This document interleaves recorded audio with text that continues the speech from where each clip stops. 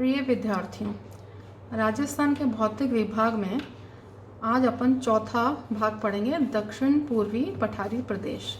3 भाग अपन पहले पढ़ चुके हैं। आज चौथा दक्षिण पूर्वी पठारी प्रदेश के बारे में अपन पढ़ेंगे। तो ये मानचित्र में देखिए,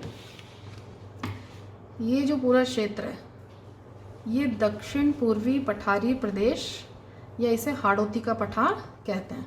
दक्षिण पूर्वी इसलिए कि अगर अपन ये देखें, ये पूरा पश्चिम, इधर उत्तर और ये दक्षिण, तो राजस्थान के ये दक्षिण पूर्व में है। राजस्थान के ये दक्षिण पूर्व में स्थित है, इसलिए इसे दक्षिण पूर्वी पठार कहते हैं। और हाड़ौती का पठार इसलिए कहते हैं कि हाड़ौती भूभाग में, जिसके अंदर कोटा, बूंदी, बारां, झालावाड़ जिले सम्मिलित हैं। तो सबसे पहला यह है कि राज्य के दक्षिणी पूर्वी भाग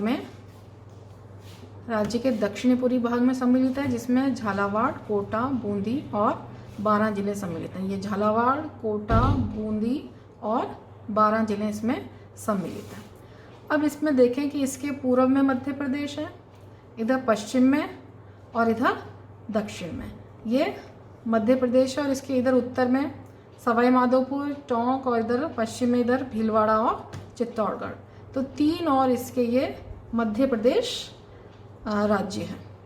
अब इसके बाद अपन पढ़ते हैं यहाँ की विशेषताएं। तो इसकी जो पहली विशेषता है कि जो हाड़ौती का पठार है, ये जो दक्षिणी प्रायद्वीप का जो पठार है भारत में, इसका जो उत्तरी भाग है वो मालवा का पठार है, और मालवा के पठार का जो उत्तरी भाग है वो हाड़ौती का पठार है। तो हाड़ौती का जो पठार है ये मालवा के पठार के उत्तरी भाग का क्षेत्र है। और जो इसकी उत्पत्ति है वो गोंडवाना लैंड में ज्वालामुखी क्रिया के दौरान हुई है। ज्वालामुखी क्रिया के दौरान 2 तरह के उद्गार होते हैं, एक तो दरारी उद्गार और दूसरा होता है केंद्रीय उद्गार। केंद्रीय उद्गार में एक केंद्र से लावा बाहर निकलता है, और दरारी उद्गार में एक दरार से होकर लावा सतह पर जमा होता है। तो ये जो पठारी भाग है ये दरारी उद्गार के द्वारा बना हुआ है। तो ये जो हाड़ौती का पठार या दक्षिणी पूर्वी पठारी प्रदेश है, ये ज्वालामुखी क्रिया के दौरान दरारी उद्भेदन या दरारी उद्गार से बना है। अब अपन बात करें इसके क्षेत्रफल की, तो इसका जो क्षेत्रफल है ये राजस्थान के जितने भी भौतिक प्रदेश हैं उसमें ये सबसे छोटा प्रदेश है। ये सबसे छोटा भौतिक प्रदेश है, और ये राज्य का केवल 6.49% भाग कवर करता है। और यहाँ जनसंख्या जो रहती है राज्य की, वो 11% जनसंख्या यहाँ निवास करती है। और इस क्षेत्र के अंदर जो मृदा है, जो मिट्टी है, वो काली मिट्टी पाई जाती है, क्योंकि ज्वालामुखी क्रिया से ये बना है ये क्षेत्र। काली मिट्टी को रेगूर मिट्टी भी कहते हैं और कपास मिट्टी भी कहते हैं। कि कपास मिट्टी इसलिए कि यहाँ पे कपास मिट्टी में कपास की खेती होती है, और ये काली मिट्टी होती है। दूसरा, इस क्षेत्र के अंदर अगर अपन अपरदन की बात करें तो यहाँ पे नदी अपरदन, क्योंकि चंबल व उसकी सहायक नदियों द्वारा जलीय अपरदन यहाँ पे सर्वाधिक है, जलीय अपरदन। फिर यहाँ का धरातलीय क्षेत्र अगर अपन देखें कि यहाँ का जो धरातलीय भाग है उसमें अत्यधिक विविधता पाई जाती है। धरातलीय भाग में अत्यधिक विविधता पाई जाती है कि यहाँ पर पहाड़ी प्रदेश भी हैं, मैदानी भाग भी हैं, यहाँ पर अर्धचंद्राकार श्रेणियाँ हैं, पर्वत श्रेणियाँ हैं, नदी निर्मित मैदान है, शाहबाद की उच्च प्रदेश है, झालावाड़ का पठार है, और एक डग गंगाधर का उच्च क्षेत्र है इधर झालावाड़ में। इसके बाद इसका जो क्षेत्र है दक्षिणी पूर्वी पठारी क्षेत्र का जो अधिकांश भाग है वो चंबल नदी तथा उसकी सहायक नदियों द्वारा सिंचित है। चंबल मुख्य नदी है, और इसकी जो सहायक नदियां हैं काली सिंध, पार्वती और परवान, और भी अनेक नदियों द्वारा ये सिंचित है। ये जो क्षेत्र है ये कृषि की दृष्टि से एक महत्वपूर्ण क्षेत्र है एक राजस्थान का। यहाँ पर गन्ना, चावल, कपास, अफीम, सोयाबीन, गेहूं, जौ, चना आदि का उत्पादन होता है। तो यहाँ पे वर्षा अच्छी होती है, सिंचाई अच्छी होती है नदियों के द्वारा, तो इस वजह से राजस्थान का एक महत्वपूर्ण कृषि क्षेत्र है।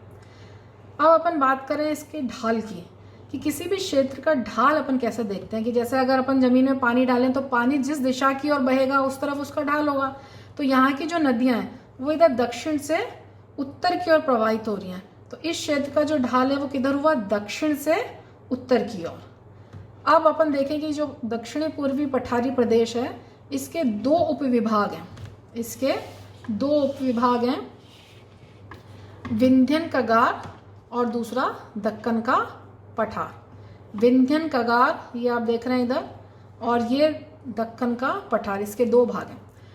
जैसा कि मैंने आपको पहले भी बताया कि ये विंध्यन कगार जो है ये विंध्याचल पर्वत के किनारे की भूमि है। ये जो विंध्यन कगार है, इधर मध्य प्रदेश, इधर मध्य प्रदेश, इधर मध्य प्रदेश। जो विंध्याचल पर्वतमाला है वो मध्य प्रदेश से लेके झारखंड तक फैली हुई है।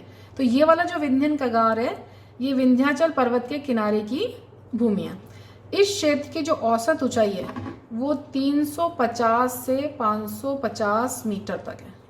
विंध्यन कगार की औसत ऊंचाई 350 से 550 मीटर तक ऊंची है।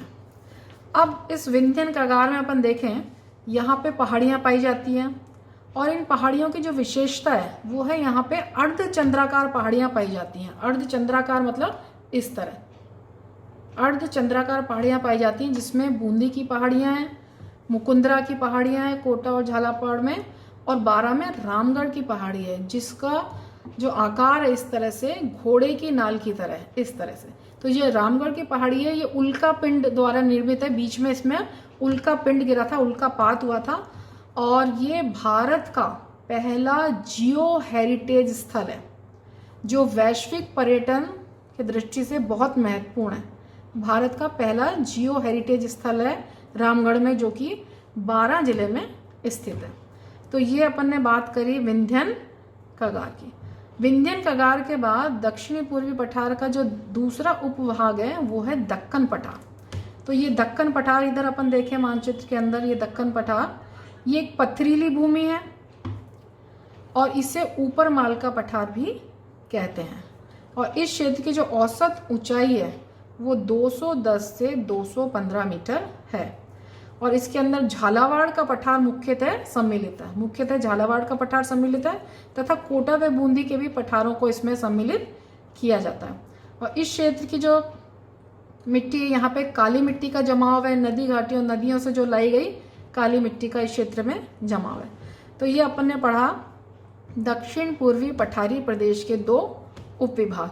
तो इस तरह से अपन ने राजस्थान के भौतिक विभागों के बारे में पढ़ा। सबसे पहले अपन ने पश्चिमी मरु प्रदेश, फिर उसके बाद अरावली पर्वतमाला, पूर्वी मैदान और दक्षिण पूर्वी पठारी प्रदेश। तो अब अपन नेक्स्ट राजस्थान के भूगोल के बारे में आगे पढ़ेंगे, जलवायु वगैरह आदि।